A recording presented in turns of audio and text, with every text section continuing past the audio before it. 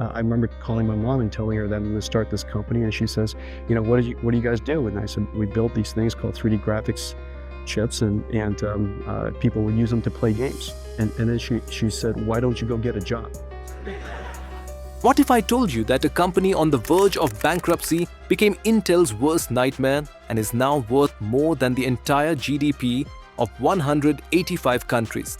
This company is now worth more than most other countries' GDP in the world. And it changes everything.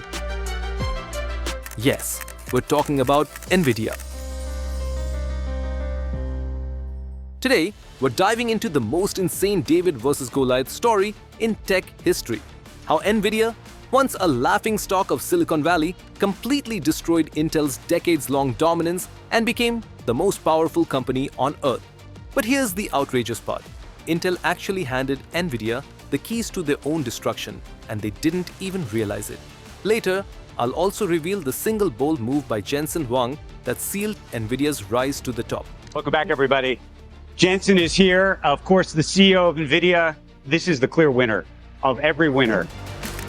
Today, Nvidia is the belle of the ball. Today's gain was yet another record high.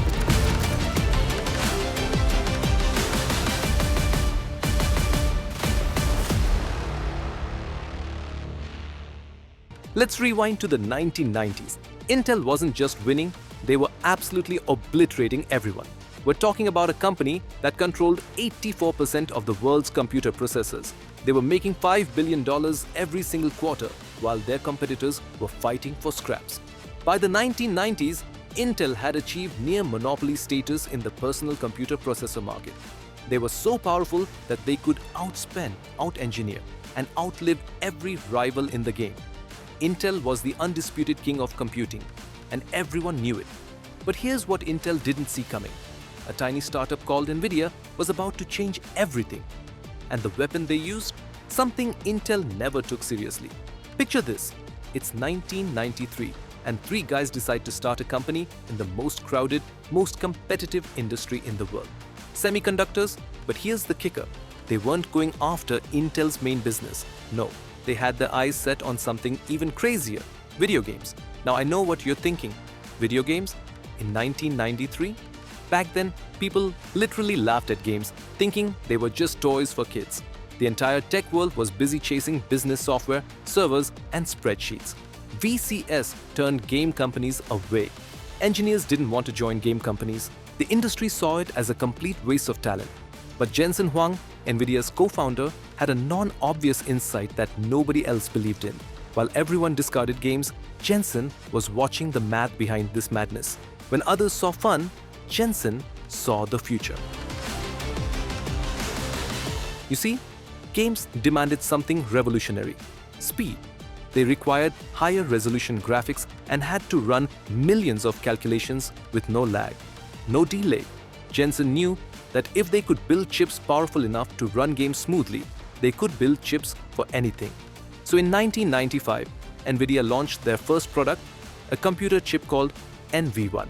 This chip was supposed to be magical because this one chip alone could handle everything from graphics to sound and even game controls. And get this, Sega, the Japanese gaming giant, partnered with Nvidia. To the entire industry, it looked like the perfect match. There was a giant gaming company, and there was a chip manufacturer being supported by the giant gaming company. It couldn't get any better. But then something terrible happened. The NV1 failed so miserably that Nvidia had to beg Sega to break the partnership. Out of 250,000 units they sold, 249,000 units came back from distribution partners. The reason? Microsoft. Microsoft launched DirectX, a rulebook for Windows game developers that required using triangles to draw graphics. Nvidia instead pushed curves for smoother visuals. It's like building an iOS app when the platform was Android. Microsoft had locked the system and Nvidia held the wrong key. But Jensen had a plan to turn things around. By 1996, Nvidia was collapsing. The condition was so bad that Jensen was skipping electricity bills just to pay his employees. The office lights were dimmed only to decrease their electricity bills. Their biggest client dropped them. Engineers had to be laid off. The entire Silicon Valley was laughing at Nvidia. They had 30 days of cash left. 30 days, While Nvidia was choking under pressure, Intel was making $5 billion every single quarter and laughing all the way to the bank. But right when Nvidia was about to die, Jensen made a decision that would go down in history as one of the craziest moves in tech. He gathered his remaining engineers and said, "Guys, we are going to build a new chip and we are going to do it in record time. But this time, we will not test it on hardware." Now, you have to understand how insane this was. In the chip industry, there's one golden rule: always test before you manufacture. Because a modern chip isn't just a piece of metal, it's a microscopic city with billions of transistors, millions of logic gates, and thousands of interconnected pathways. Testing is super critical because even if one connection is misrouted, the whole chip will fail, and the cost of failure isn't thousands of dollars, it's millions. Because when you send a chip design to the factory, they don't make you one chip, they manufacture a million chips. But Jensen sent his design to TSMC without physically testing it. All he did was simulate the entire chip in software and test it only virtually. Almost like trying to launch a rocket, but only in a 3D simulation. After 8 long weeks of waiting, the product arrived. With their hearts pounding, the team loaded it and hit power. And what they saw was a miracle. The chip worked perfectly. No bugs, no glitches. Games ran smoothly, frame rates flew, and developers fell in love with this chip. This chip was called RIVA 128, and it became the world's first fully hardware-accelerated 3D rendering pipeline. Within the first 4 months of launch, Nvidia had shipped 1 million units, more than any other chip maker in the world in the same span. But here's where Jensen showed he wasn't just lucky, he was brilliant. In 1999, Nvidia launched the GeForce 256, the world's first GPU. And this is where they started the parallel processing revolution. Think of it this way. While Intel CPUs were like having one incredibly smart person solving problems one at a time, Nvidia's GPUs were like having thousands of people working on thousands of problems simultaneously. But Jensen had another non-obvious insight that would change everything. While most people thought GPUs were built to make games look better, Jensen saw something the world didn't. He realized that the same chip that makes a bullet fly in a game could also calculate how a rocket lands on Mars, simulate how cells behave in the human body, or even train a machine to think like a human. So in 2006, Jensen did something most CEOs would never do. He invested all his profits to build something that didn't even have a market yet.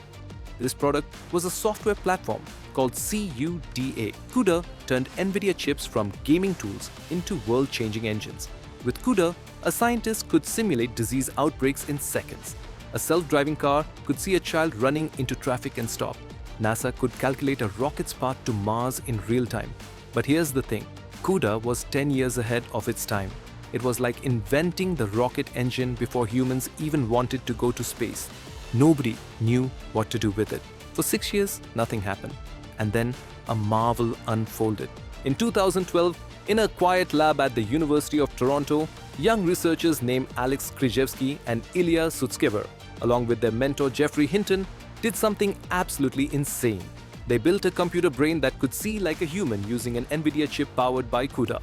This AI model was called AlexNet, and it entered the biggest AI competition in the world. September 30th, 2012 will be remembered as the day the world fell in love with Nvidia, because AlexNet didn't just win, it literally obliterated the competition.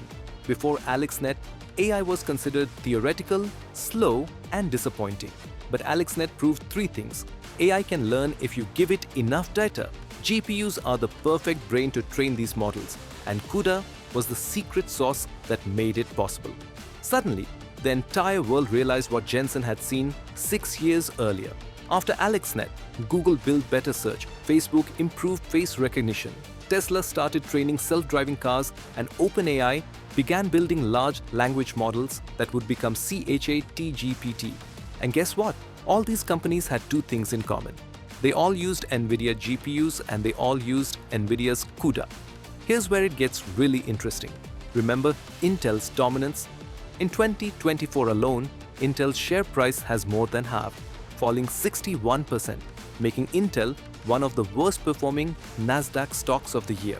Intel's GPU market share dropped from 4% to just 1% at the end of 2023 to effectively 0% in the first quarter of 2024. Meanwhile, Nvidia dominates the GPU market with 92% share, while Intel dropped to 0%. And here's the most painful part for Intel, and what I mentioned at the beginning of the video. Their former CEO Pat Gelsinger recently claimed that Jensen just got lucky with AI. But here's the truth. Intel had every opportunity to compete. They saw parallel processing coming. They knew AI would be important. But instead of adapting, they made the classic mistake. When you have a hammer, everything looks like a nail. Intel tried to force their x86 hammer into every market. Smartphones, graphics, AI. Remember Intel's failed attempt at smartphone processors? Same story. They failed spectacularly in all of them because they refused to build the right tool for each job. Intel never understood what Jensen figured out in 1993, that the future of computing wouldn't be about making faster individual processors. It would be about parallel processing, doing thousands of things at once. Today, Nvidia is worth $4.2 trillion, more than Apple, more than Microsoft, and more than the GDP of 185 countries. They power everything from ChatGPT to self-driving cars to rocket simulations. Intel, they're still fighting to stay relevant in a world they once ruled. The company that was 30 days away from bankruptcy became Intel's worst nightmare by seeing the future when everyone else was stuck in the past. Jensen didn't just build a chip company, he built the engine of the AI revolution, and that's how you turn a near-death experience into a $4 trillion phenomenon. What do you think? Could Intel have seen this coming? Let me know in the comments below, and if this blew your mind, smash that like button and subscribe for more insane business stories like this one.